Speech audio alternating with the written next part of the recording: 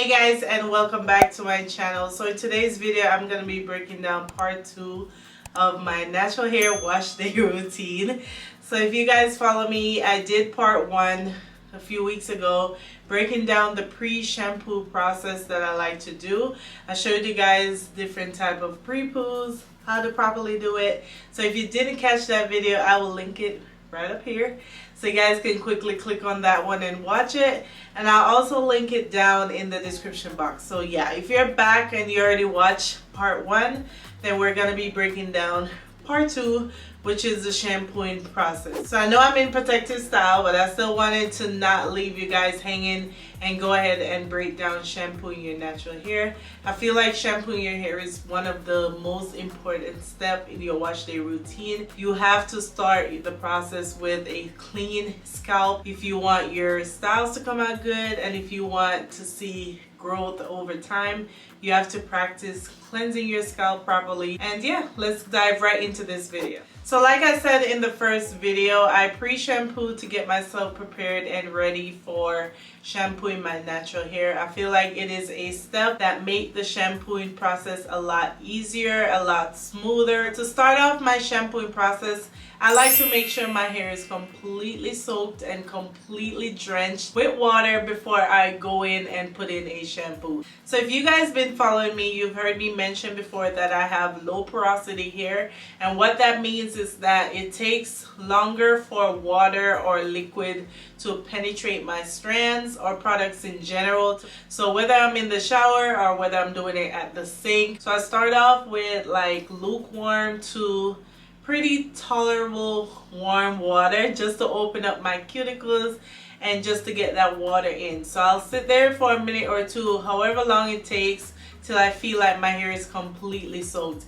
And this is something you'll see if you have low porosity. When you first add the water to your hair, you just see that water just sitting on top, is not penetrating. So yeah, make sure your hair is completely soaked and drenched before you move on to adding your shampoo. Okay guys, so if you watched part 1, you saw that I pre-poo and section off my hair into as many manageable sections as I feel like I need. So when I go in to do my shampoo, all I have to do now is go ahead and apply the shampoo to my scalp. And I'll go ahead and also take down one section at a time and make sure that I'm properly cleansing each section just to make sure the product gets all over. So don't try to shampoo your hair all together, especially unless you have a really low cut or really thin hair. You should not be just trying to shampoo all of your hair at once. Divide and conquer, put it in sections, cleanse each section at a time. That will make sure you get everything. Another reason you want to make sure you're doing it in sections is because your hair is the most vulnerable, especially if you have curly hair. It's the most vulnerable when it's wet. So you don't want to just go ahead and apply the shampoo all over, because now you're just causing more friction. You're being rough and aggressive. You just want to make sure you're taking your time and really doing it properly. So you want to minimize any type of shedding, any type of knots, and yeah, you don't want to cause more knots. So if you work in sections, then you'll have less breakage, less tangles, and it'll just make your wash day easier. So after I shampoo each section and make sure I really get in there, I like to just go ahead and retwist. Lately, like I told you guys before, I've been doing everything in sections. So if you see me with all of my hair out, that's just to do a quick like clip of all my hair down. But I do wash my hair in sections, and I put it back in sections before I even rinse it out. So that's gonna help you stay tangle free. So the next thing I want to talk about is how to properly cleanse your hair. So the first thing you want to do is focus on your scalp. That is where your hair grows from. It doesn't matter how many products we use, how many butters and creams and oils.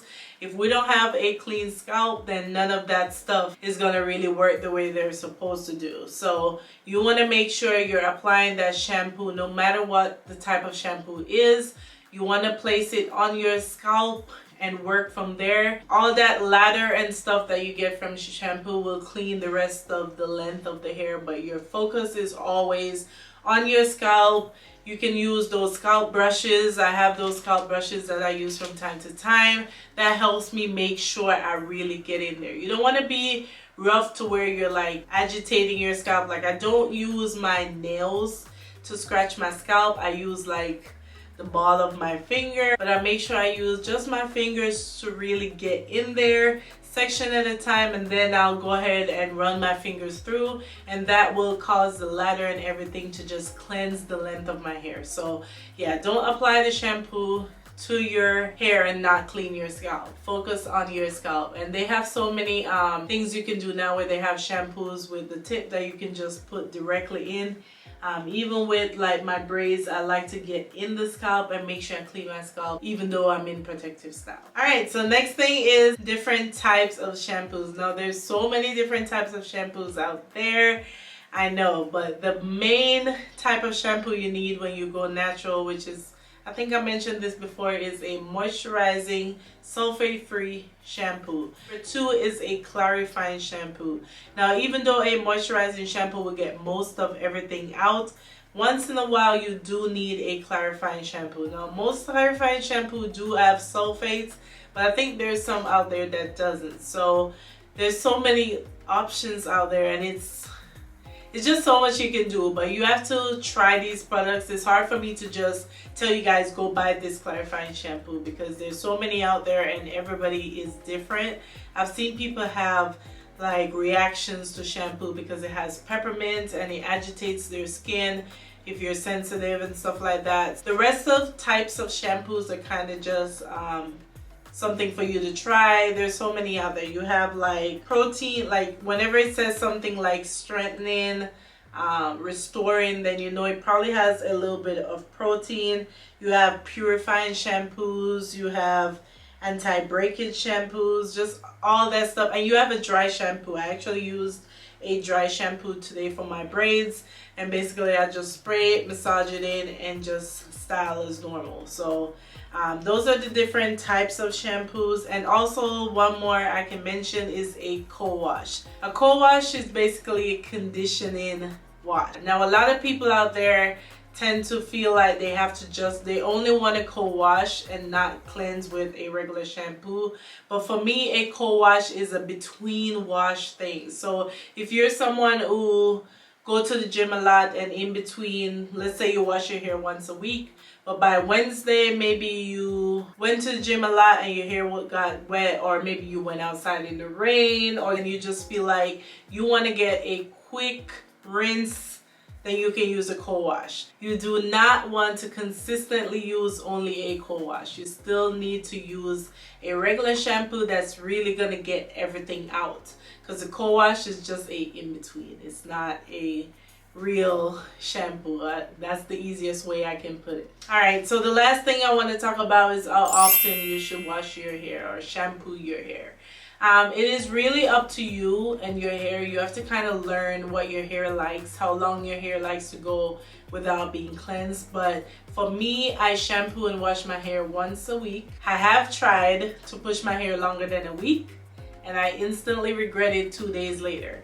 So I make sure I wash my hair once a week, and I'll use between a moisturizing shampoo, clarifying, or strengthening. So those are the 3 I use the most. I basically just go by how my hair feels. So if it was a normal week, didn't really work out, didn't really do anything, didn't use a lot of gels and stuff on my hair, then I'll just use a quick moisturizing shampoo.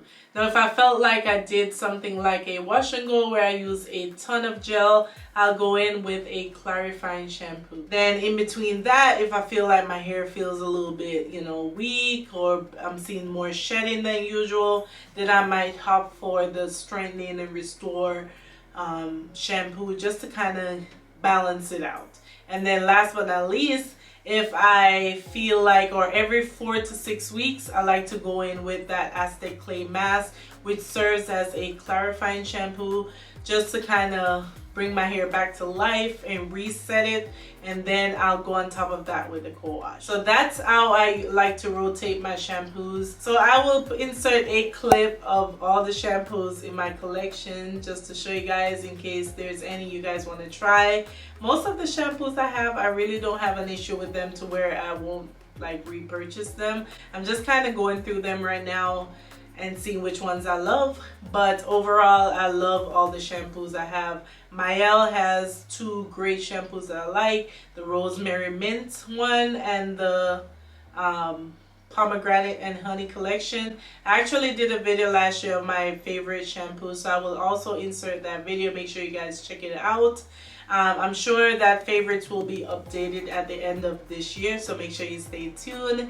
And I also have a Empties natural hair products video in the process, so whenever I get done with some more products, I'll go through them and talk about them as well. So yeah, make sure you guys are subscribed to my channel. You don't want to miss when I post a video. Hit that notification bell so you get notified and can watch immediately. Hopefully this video was helpful to you guys with breaking down a little bit of the shampooing process. The next video will be about deep conditioners, so make sure again you are subscribed and make sure you stay tuned. So until next time, bye guys.